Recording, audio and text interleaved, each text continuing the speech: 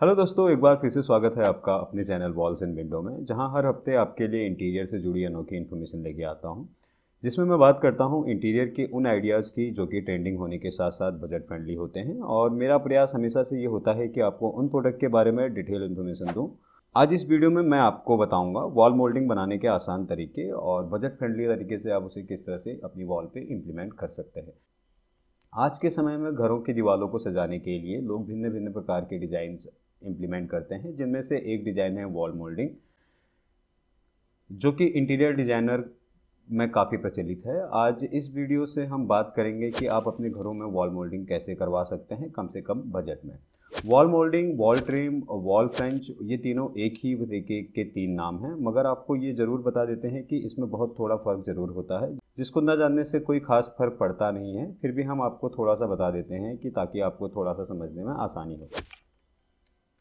Wall moulding इस शब्द का इस्तेमाल आम बोलचाल में बताने के लिए किया जाता है। वॉल ट्रिम इस शब्द का इस्तेमाल मार्केट में करते हैं जहां आप इसे चुनने के लिए जाते हैं। फ्रेंच वॉल इस शब्द का इस्तेमाल इस काम से जुड़े प्रोफेशनल लोग करते हैं जो इसे एक कला के रूप में देखते हैं। इस तरीके का इस्तेमाल दीवार को सजाने और खूबसूरत बनाने के लिए इस्तेमाल में होने वाले तरीकों में से एक तरीका है, जिनको मोल्डिंग के इस्तेमाल से किया जाता है। मोल्डिंग क्या होती है, ये जानने के लिए वीडियो को पूरा देखें। मोल्डिंग क्या होती है, किस लिए होता है इसका इस्तेमाल।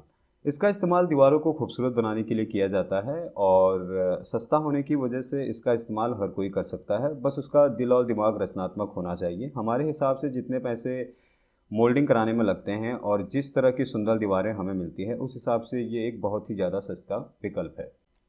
सोशल साइट पे इसके ढेरों फोटोज़ आपको बड़ी आसानी से मिल जाएंगे। कैसे बनवाते हैं फ्रेंच वॉल, इसको बनाने के लिए सबसे पहले समझना पड़ेगा कि आप किस तरह का सामान इसे बनवाने में इस्तेमाल करने वाले हैं। अगर आप पीओपी से बनवा रहे हैं तो अलग तरीका है, अगर आप लकड़ी या चारकोल से बनवा रहे हैं तो उसका अलग तरीका है। हम आपको दोनों तरीके से बताने की कोशिश करते हैं। बात करते हैं प्लास्टर ऑफ पेरिस की, जिसे हम पीओपी कहते हैं। अगर आप मोल्डिंग का काम प्लास्टर ऑफ पेरिस से करवाना चाहते हैं तो इसके लिए आपको किसी पीओपी का काम करने वाले को ढूंढना पड़ेगा और वो इसे सामान के साथ ही बनवाते हैं, लेबर रेट में वो काम नहीं करते। ये आपको 12 रुपये से लेकर 15 रुपये रनिंग फीट के हिसाब से पड़ सकता है। पीओपी से मोल्डिंग बनाने के लिए सामान की लिस्ट। सबसे पहले आपको फार्मा चाहिए। इसका इस्तेमाल मनचाहे डिज़ाइन को बनाने के लिए किया जाता है। इसे बनाने के लिए पीवीसी का इस्तेमाल किया जाता है। दूसरा जो मटेरियल आपको चाहिए वो चाहिए धागा, थ्रेड। इसका इस्तेमाल दीवार पे निशान बनाने के लिए किया जाता है। इसको किसी भी रंग में डुबोकर दीवार पे चिपका के निशान बनाया जाता है। इसको डुबोने के लिए ज़्यादातर नील या चूने का इस्तेमाल किया जा सकता है। Plaster of Paris. Plaster of Paris मुख्य सामग्री है जिसको पानी में घोलने के कुछ देर के बाद ये सख्त हो जाता है और इसकी मदद से आप मनचाहा आकार दे सकते हैं। चौथा आइटम जो हमें चाहिए वो चाहिए पानी। पानी का इस्तेमाल पीओपी को घोलने के लिए किया जाता है। पांचवा आइटम जो आपको चाहिए वो चाहिए पीओपी घोलने के लिए एक डब्बा। इसको कई लोग तसला या डब्बा कहते हैं। ये लोहे का बना हुआ होता है। इसके अंदर पीओपी को घोला जाता है। पीओपी से मोल्डिंग बनाने के फ़ायदे जान लेते हैं। सस्ता और आसान होता है, बहुत कम समय में अच्छी डिज़ाइन बन सकती है और ड्यूरेबल रहता है, दिखने में काफ़ी फिनिश नज़र आता है। अब बात करते हैं दूसरा कौन सा विकल्प है जिस तरह से हम वॉल पे मोल्डिंग बना सकते हैं। दूसरा तरीका है लकड़ी की मोल्डिंग का। लकड़ी की बनी मोल्डिंग सबसे ज़्यादा पसंद की जाने वाली मोल्डिंग है। इसे लकड़ी के अलावा एमडीएफ, एचडीएफ, एचडीएमआर से भी आप बनवा सकते हैं। अगर आप इन चीज़ों का इस्तेमाल करेंगे तो आपको इनेमल डेको या पीओ करवाना पड़ेगा। अगर आप पॉलिश करवाना चाहते हैं तो आपको लकड़ी की बनी मोल्डिंग ही लगानी पड़ेगी।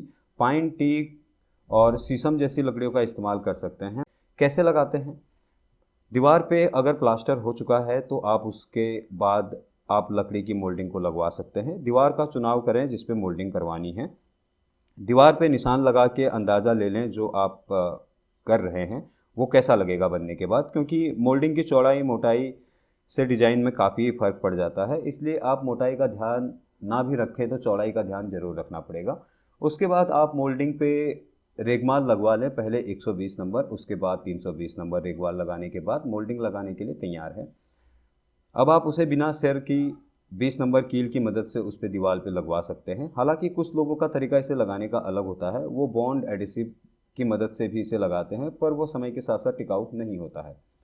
लगवाते समय ये ध्यान रखें कि जोड़ सही तरीके से मिल रहे हों और जोड़ के पास कम से कम एक कील तो लगी है। मोल्डिंग लगवाते समय ध्यान रखने वाली बात, कीलों को सुम्मी की मदद से मोल्डिंग से थोड़ा ही रखें, नहीं तो पॉलिश करने के बाद मोल्डिंग पे कीलों का असर दिखेगा। जोड़ बिल्कुल अच्छे से मिले हुए होने चाहिए, नहीं तो आपको शानदार फिनिश नहीं मिल पाएगी। वैसे तो आप पेंट पॉलिश कुछ भी करा सकते हैं, मगर आप बेहतरीन दीवार चाहते हैं तो उस पर एशियन पेंट का रॉयल मेट पेंट करवाएं। बात करते हैं इसे फिनिश कैसे करते हैं। अगर आप लाइट साथ में लगाना चाहते हैं तो पहले लाइट का काम करवा लें।